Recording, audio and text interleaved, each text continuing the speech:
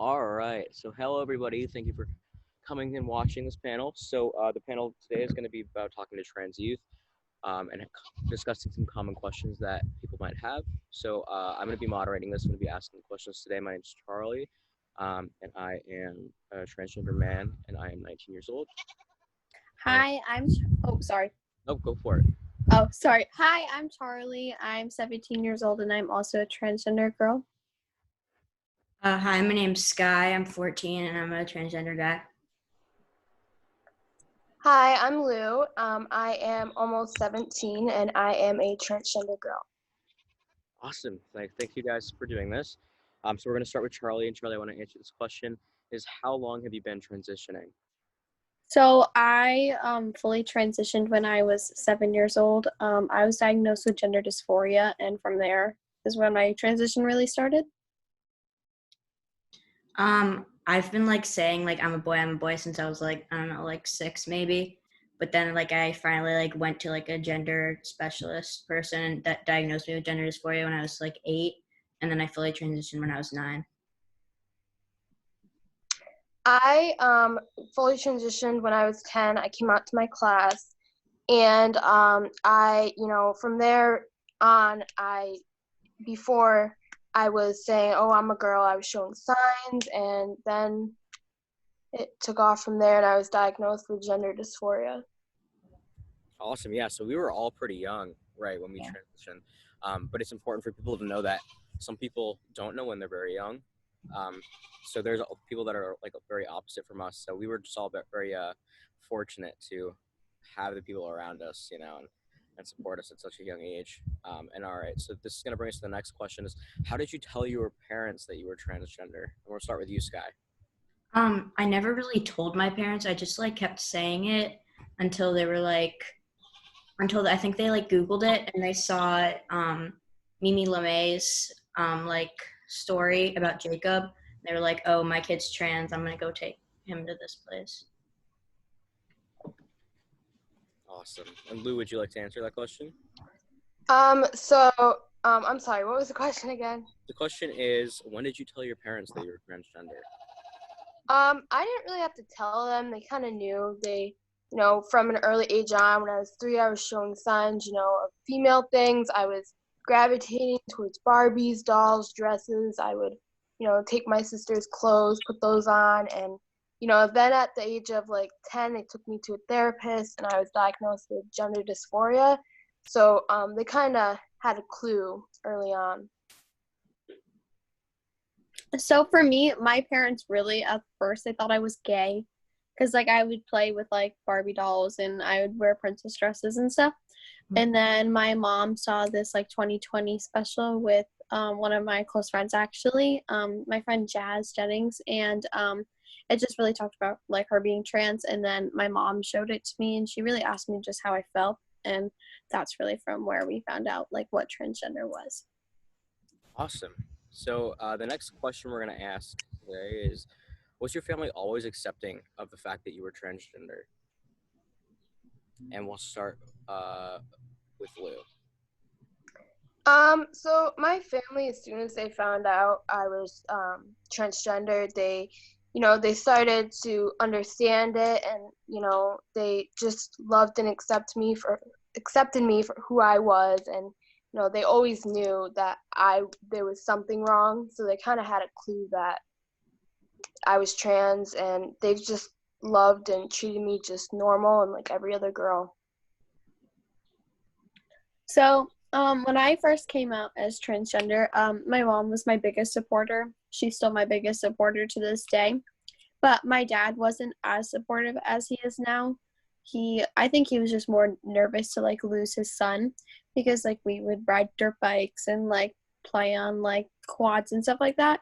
So I think that was really something that geared towards his disliking of me transitioning. But ultimately my parents are both supportive today, but at first it was just a little bit rocky with my dad. Yeah, mine was kind of the same. At first my mom always told me oh, why can't you be like Ellen? You can just wear suits and still be a girl. But I was like, no. And my dad, he knew from the second, but now they're both really big supporters of me. That's awesome.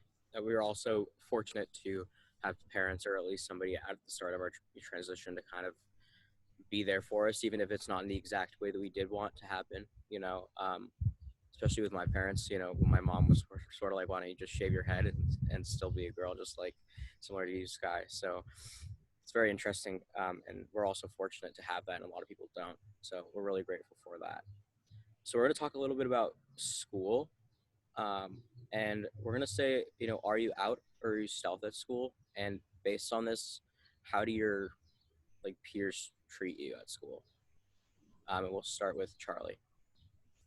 So I'm out at my school. At first I wasn't, and then I ended up doing a magazine article with Mashable in Teen Vogue magazine, and from there it really just got out and everybody saw it. So it was kind of like I didn't really get to come out and tell everybody.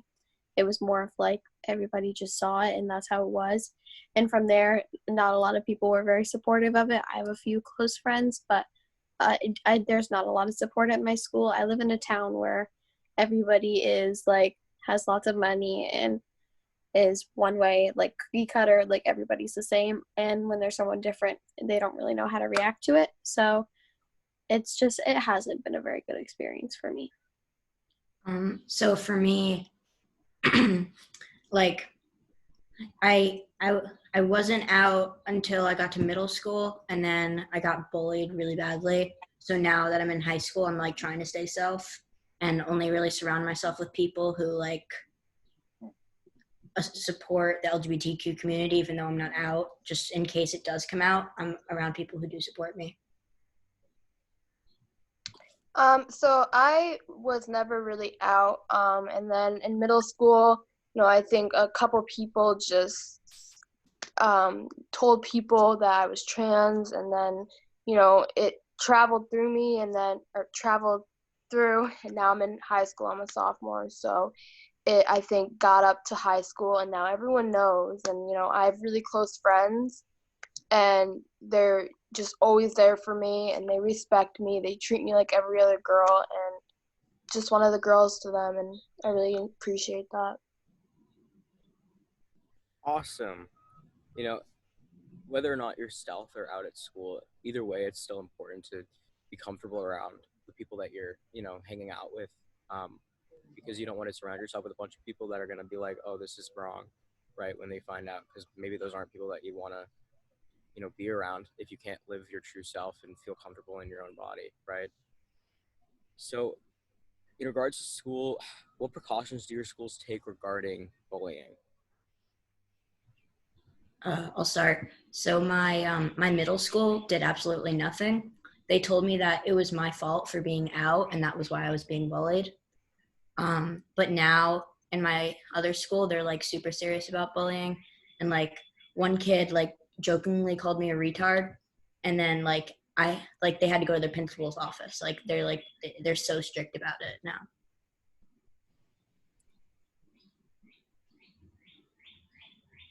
I'll go next. Yeah.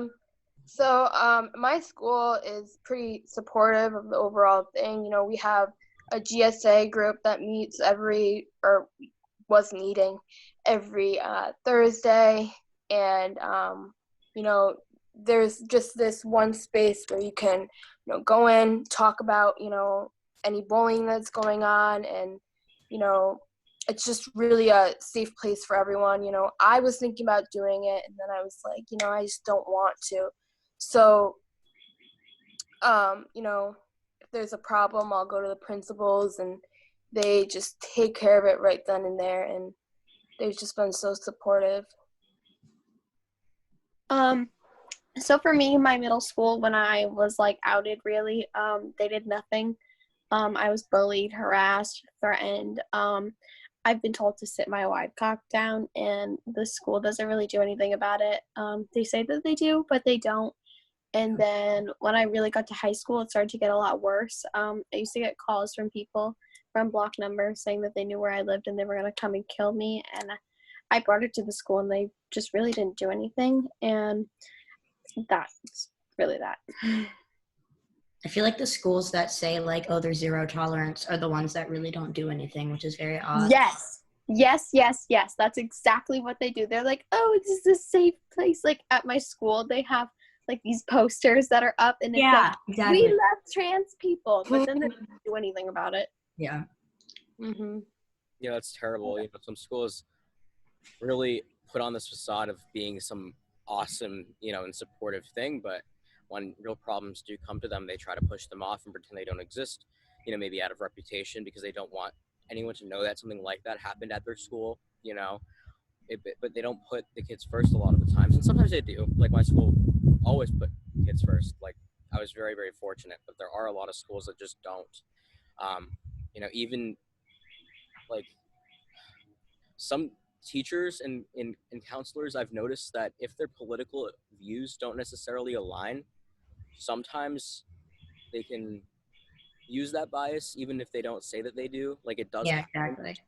Yeah. Especially in the administration and top people at our school. Luckily we're all from like New England, I think, right? Yeah. Mhm. Yeah. Especially in like the heart of 100%. Massachusetts, right out of Boston, like people, in this like nice little suburb that's very well off, right? We have very forward-minded people, I guess. Like everyone thinks so kindly of each other, and our school is very like progressive and so we're very fortunate. But there's a lot of schools that just don't have that, especially with those higher run people, where they try to make it like they care, but they don't. So that's definitely a problem that can happen, and to be aware of that is really important. So on that note, what are some things that could improve your school environment? Am I Um, starting? Oh, sorry. some things I think that could improve is just, no, I don't think there is anything, but I just feel like if they had, um, you know, more witnesses around my school, like more teachers walking around, because I just feel like as much as it is a safe place, I just feel like there's not a lot of people that can witness things and see the things and the bullying that goes on, and I just think we need more of that. I think at my school, they could do a heck of a lot more, honestly, in taking precautions. And as far as like punishment goes for bullying and harassment, I've been told, so I have reported the harassment that I've been getting. And in the state of Connecticut, if you live in Connecticut, if someone is harassing you or bullying you regarding your gender identity, that classifies under sexual harassment.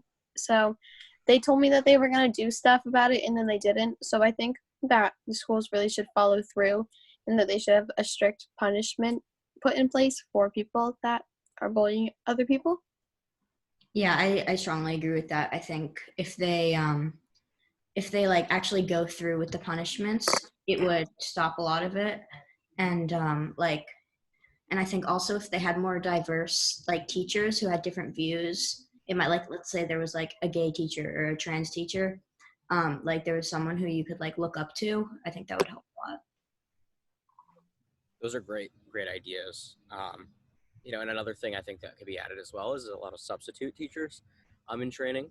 Definitely that comes up with a lot of trans kids is especially when I was younger, they would be, call out my name, my female name, and I looked very masculine, and the teacher didn't think I was that person, because my name didn't match what I looked like. Mhm. So they marked me like as absent, basically. Granted, this was, back in like 2010, but still, like, some things haven't changed. There are definitely times in high school where it's happened, or it did happen. In college, professors don't really care to learn your names that much. They don't really care a lot of the time, so it doesn't happen there. But definitely in high school, substitute teachers and middle school, it's very important to have your staff trained, whoever is coming into your school, and to make sure that they're following code of conduct with your school. So if you guys ever came out to your friends, how did you go about that? Is there any a time where you can talk about when you did have a conversation with a friend about how you were transgender, and how did that go? Um, so, do you want to go first? Or I That's can. fine, yeah. Okay, thank you. So I don't really talk about it much. They they'll come to me if like there's a problem, or if I'm called a name behind my back or whatever. But I've never really had to like talk to them or tell them. They kind of just found out and knew that I was trans. So When I came out in elementary school, all the kids were like really chill with it. I don't know if it was because I was in New York City or like they were just like, I don't really know why, but they were really chill with it. But the teachers were not. And like, I found that really weird. But coming out to friends, you have to make sure that they're going to be okay with it. And you want to make sure that you're in like a public place as well. Or like if you're in a school where they're not going to like do something to you or like be able to do something to you. So for me, I really didn't get a chance to tell anybody that I was trans. People really found out. But there have been times where like I have been like involved with like a guy or something like that, and I've had to tell them. Usually I'm very upfront and honest about it. I'll just say, like, I'm transgender, like, blah blah blah, like, if this bothers you, like, please let me know now so that this isn't a big issue, because it's really important to tell someone, whether it's your friend or it's someone that you are involved with in that type of way, because you don't want to lead someone on and then you get this look that you're dishonest, and it's not fair to the other person to not tell them that you're transgender. Yeah, these are really good points. And sadly, some of us don't get the opportunity to share our information when we want to share it, which is upsetting, and some of us aren't as lucky to pass like as well as we do. There's a lot of people that don't really look masculine or really look feminine, and especially if you're non-binary, it's very hard to have someone know exactly, right? Yeah. What to do or what to call you or how to address you and respect you. And living stealth is totally fine, totally good, but there are situations where it's very important, right? As in dating. And for example, in college, I didn't tell my college roommate, the guy that I literally like slept across from, right, until maybe a couple months ago. So it was like a whole year. And in that situation, it didn't matter because, although I was sharing a room with this man, there was nothing keeping it from us. And I'm also very lucky I live in Massachusetts and go to school in Massachusetts. So people are accepting, and, he's like one of the best guys in the world. But, there are situations where we can live stealth and we can, we have every right to choose whether or not to disclose that information. And there are situations that it's definitely way more important to just, to tell people that you're trans. So on regards to that, can we talk about, have you started experimenting with dating, and what are some precautions that you take when dating or when, talking with someone in a little bit more of an intimate fashion? We'll start with Charlie on this one. So within the last year, I think I've gotten a lot more comfortable with myself and really just who I am. And I think that's really reflected on like me being involved with other people in that type of way. Some precautions I take, I tell people up front when this whole thing first starts, like I'll be like, like, I'm trans, this, that, and the other. I'll explain what it is, how far along I am with my transition, because that is another thing that people really think about is like, have you had your surgery? Have you not had your surgery? And stuff like that. So I actually, in November, I started, I had interest in a guy, and, I started talking to him, and, he somehow later on found out I was trans, and, it was one thing where I was about to tell him that I was trans right up front, but he somehow found out from someone, and I felt like it was very uncomfortable because it was like, why are you telling my business when I'm waiting for the time to be right to tell them? And I just felt like he wasn't the right guy, obviously, and I've moved on, and it's going to be someone else who's better and more supportive. So I'm gonna pass.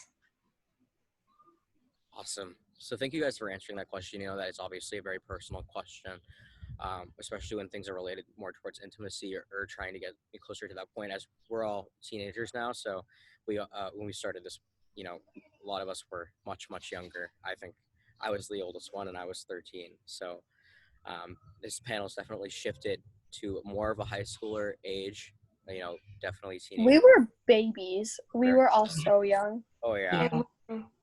it was crazy. So now that we're all older, it's definitely important to talk about a couple of these, situations that do come up and do change. You're right, because we couldn't answer these questions as well, especially regarding like dating and things, because we hadn't had a lot of experience when we were younger, which makes sense, right? But so it's really important to discuss these things, and we're gonna move a little bit more towards personal transitions for a second with these questions, and we're gonna talk about like hormones and things like that. Um, so we're gonna ask, like, have you experienced being on hormones, or have you chosen to use hormones? How is it, and then how is it like affected or benefited your transition? And if you didn't choose to use hormones, that's totally fine. Just explain like why, if you are willing to do so. We'll start with Sky. All right. So I started T about 3 months ago.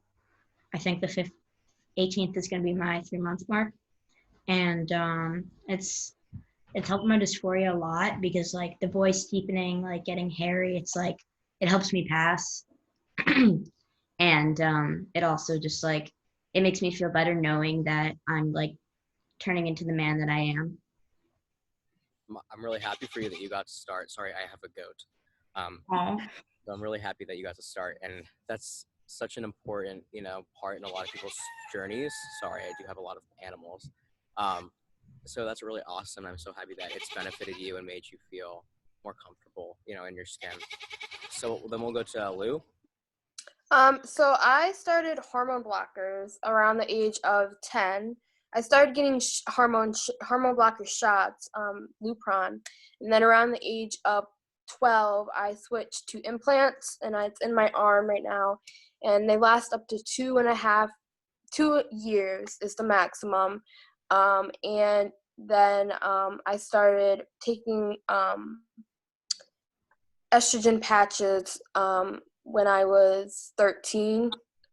And I feel like, just before I started estrogen, I was just, I wanted to develop, like the girl I am. And, I was so eager to do that. And once I started, I just felt like I am coming together more and becoming more complete. I'm not there yet, but I feel like it's definitely helped a lot with my dysphoria and my confidence and everything. So when I was around 10, like Lou, I started the hormone blockers. I currently have the implant in my arm. And when I was around 12, 13 years old, I started the estrogen patches. I think it's helped a lot with my dysphoria. I feel like it's made my face just look a little bit more feminine. And it just I've started to grow boobs, and it's just made me feel a lot more comfortable in my own skin. That's awesome. So, in regards to this, like, there's a lot of questions about surgery, and if we've had it is a very personal question. But if you guys are willing to answer any of these questions, that'd be awesome. If not, that's totally fine. So, Charlie, if you want to answer, is have you had any surgeries, or have you had an experience wanting to have surgery, and what's your decision in regards to why or why not you might want to have surgery? So I'm gonna prefer not to talk about my bottom surgery just because that's something that's a whole nother thing in itself right now for me. I've thought about facial feminization surgery, but I don't really feel that it's necessary. But in the future, I plan on having a breast augmentation. So that's about it for me. So I'm currently in consultations for a top surgery, but it was all like postponed because of all of this.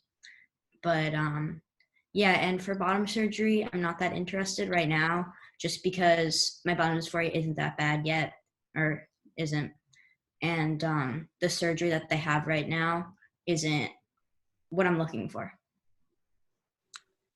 So I am gonna go forward with bottom surgery. It's something I've always wanted. And I just had a consultation with a doctor, and I'm planning to have it November this year. Congrats.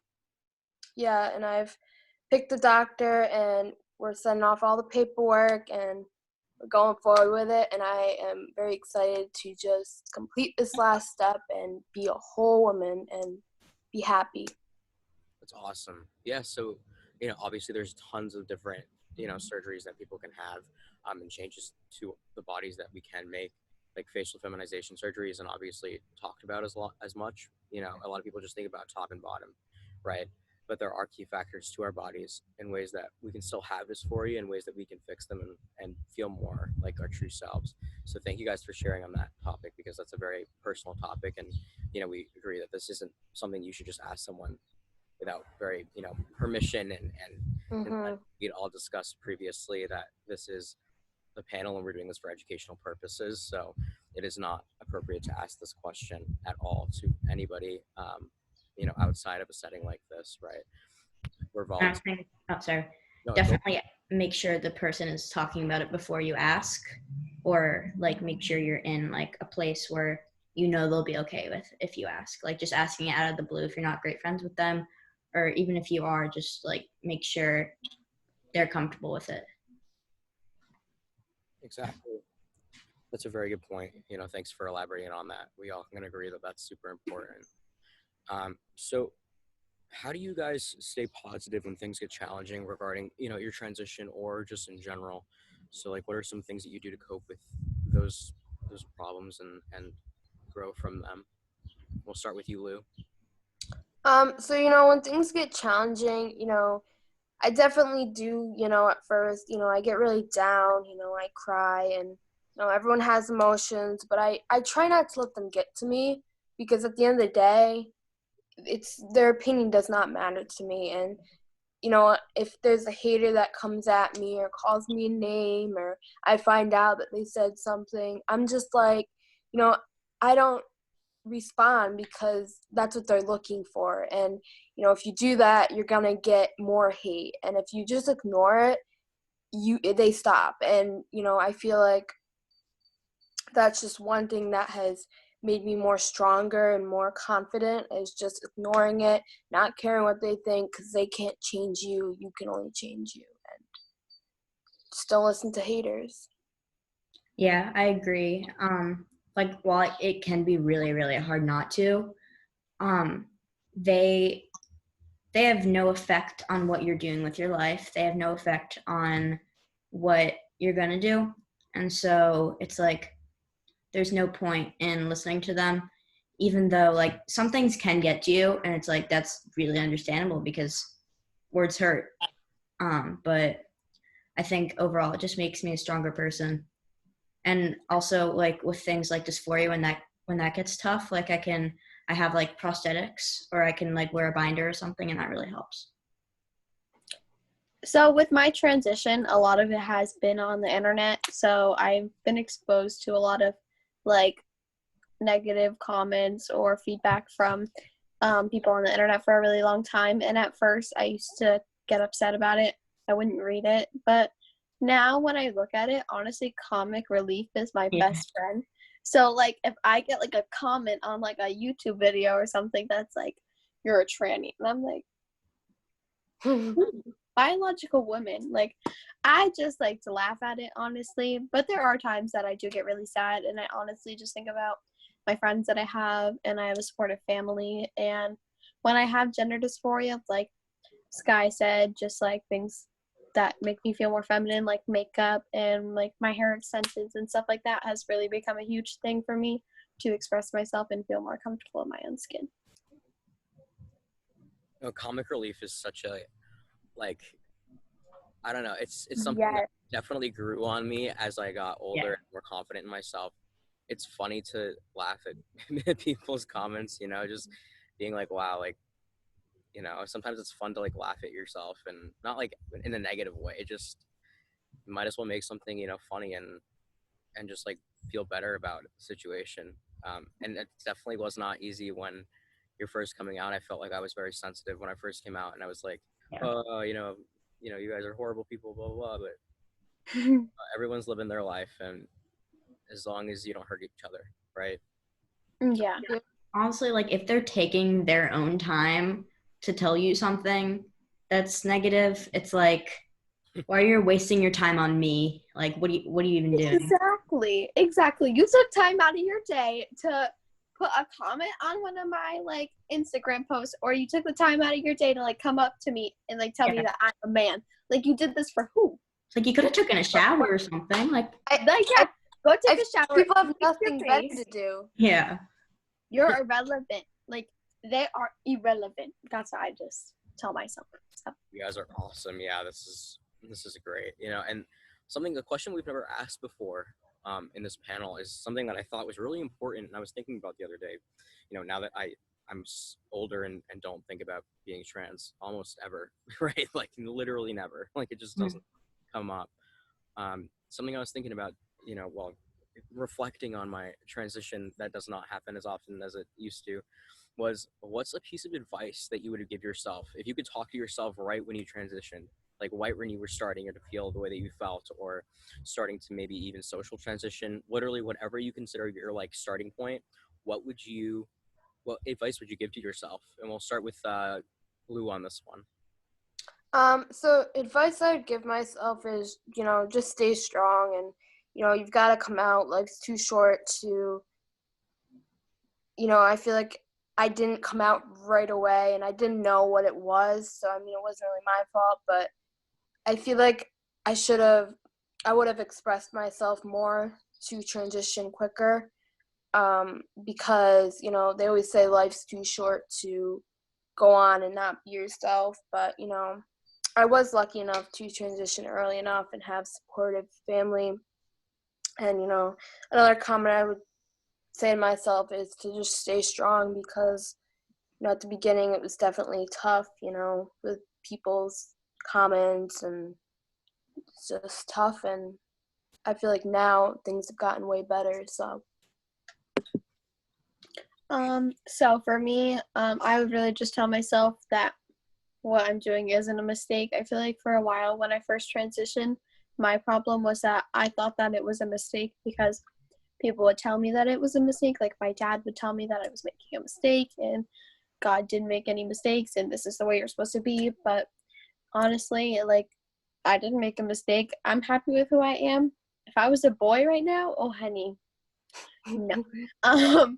So I would just tell myself that what you're doing is right, and there's gonna be so much that's come out of it. So yeah. I would tell myself to be patient, because when I first transitioned, I automatically wanted everyone to use the right pronouns, everyone to use the right name. And like, I just thought, oh, I say this now, so it's all done and it's gonna happen. But it takes a long time. Like my grandma still mispronounced me. It's been 5 years. I don't even know. So I think just patience really helps. Yeah, I was just gonna say the exact same thing, Sky. That's a great point. You know, I think when I was, you know, first transitioning, just like you, I was like, well, it's not that hard for me to change my pronouns and my name. So why can't you do it so quickly? Like, if you love me, why won't you just do it? You know, and that's such a terrible way to think, because, you know, especially for your parents who gave birth to you or have raised you, you know, since that you were younger, like that's their child, and they chose, a lot of the time, they chose the name that you went by initially, and that, you know, a lot of times that could have a really personal meaning to them. Um, you know, it's just hard to go through change and see your child going through something that's so hard, right? So just be patient, and not everyone can just change pronouns and names, right? Especially if they've known you for 10 years or something, by some name that they have given you or that's very personal to them. You know, imagine we all transitioned very early, right? But imagine being 50 years old and telling, you know, your parents or somebody like that, or your spouse or your children who've known their whole lives you by something else, right?